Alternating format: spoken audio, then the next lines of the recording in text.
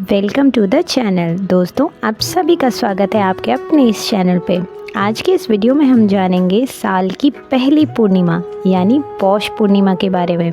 पौष पूर्णिमा कब है, इस दिन के किए हुए दान और स्नान का क्या महत्व है हमारे सनातन धर्म में। जो भी व्यक्ति पूर्णिमा का व्रत करता है या जो भी पूर्णिमा व्रत की कथा सुनता है या पढ़ता है, उसको कौन से सुखों की प्राप्ति होती है, ये सब जानेंगे हम आज के इस वीडियो में। वीडियो को शुरू करने से पहले आप सभी से रिक्वेस्ट है कि कुछ भी इस वीडियो में अगर आप सभी के लिए थोड़ा सा भी अगर लाभदायक हो, कोई भी जानकारी आपके लिए हो, तो प्लीज़ वीडियो को लाइक, चैनल को सब्सक्राइब करके बेल आइकन पर प्रेस कर दीजिएगा और अपने दोस्तों के साथ शेयर करना मत भूलिएगा। साल की पहली पूर्णिमा यानी पौष पूर्णिमा 13 जनवरी को है। इस पूर्णिमा पर स्नान व दान करने से शुभ फलों की प्राप्ति होती है। पूर्णिमा व्रत करने से व्यक्ति के समस्त पाप जलकर भस्म हो जाते हैं। हम सभी से जाने अनजाने में कभी न कभी कोई न कोई पाप छोटा मोटा हो ही जाता है।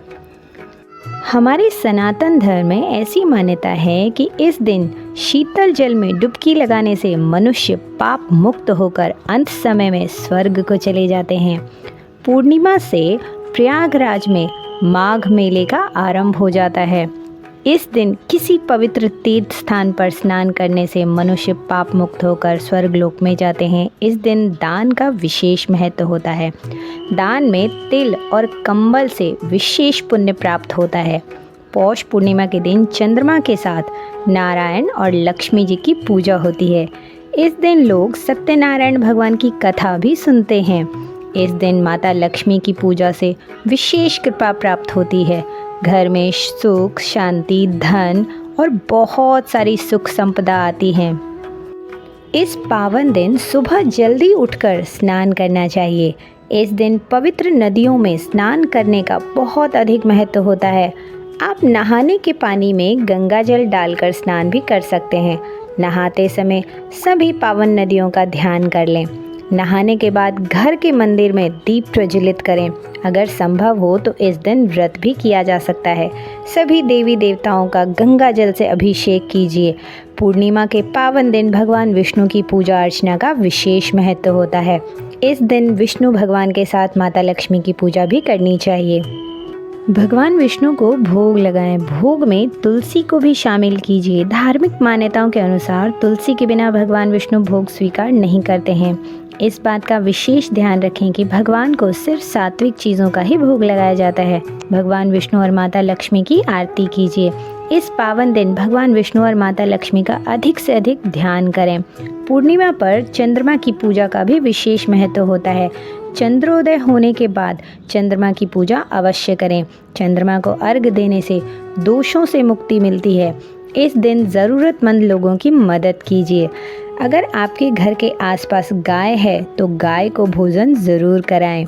गाय को भोजन कराने से कई तरह के दोषों से मुक्ति मिल जाती है।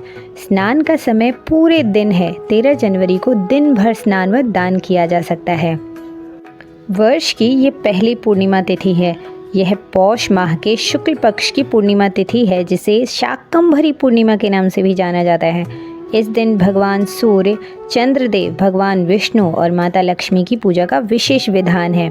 पौष पूर्णिमा के दिन पूजा के समय सत्यनारायण भगवान की कथा श्रवण करने का विशेष महत्व है। इस कथा का श्रवण करने से अमोघ फल की प्राप्ति होती है तथा सभी कष्टों का निवारण हो जाता है।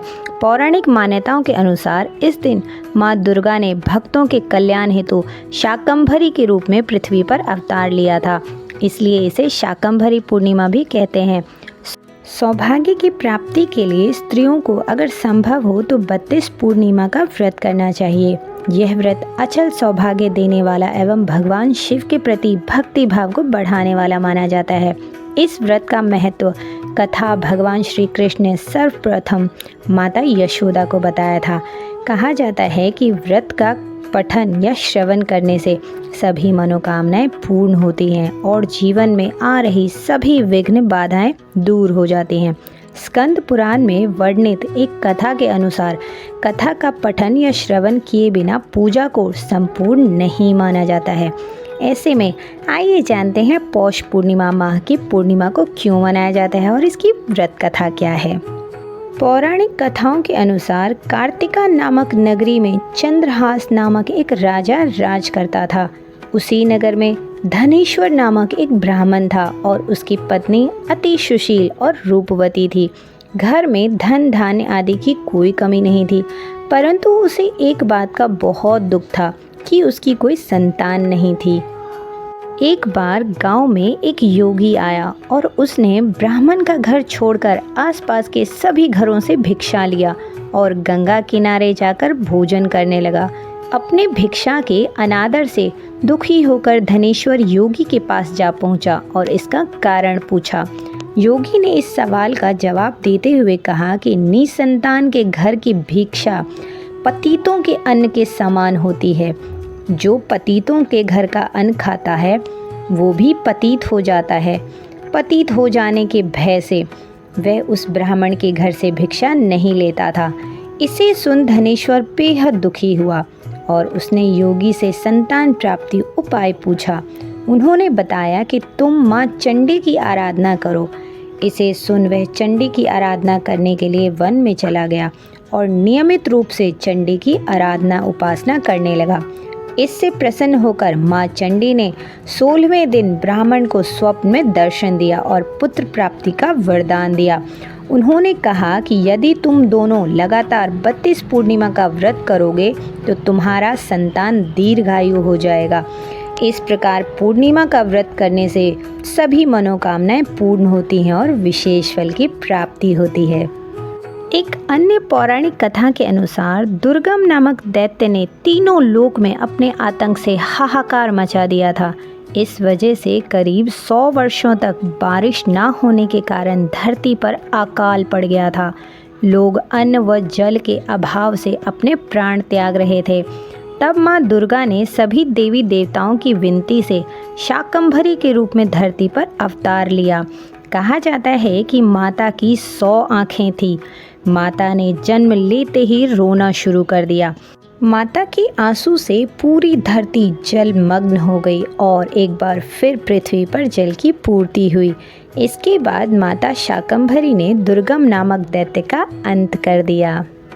दोस्तों, ये थी पौष पूर्णिमा की व्रत कथा और उसका महत्व। आशा करती हूँ कि आप सभी को ये कथा सुनकर आनंद आया होगा। ईश्वर आप सभी को सदा खुश व स्वस्थ रखे। इसी मंगल कामना के साथ जय माता शाकंभरी।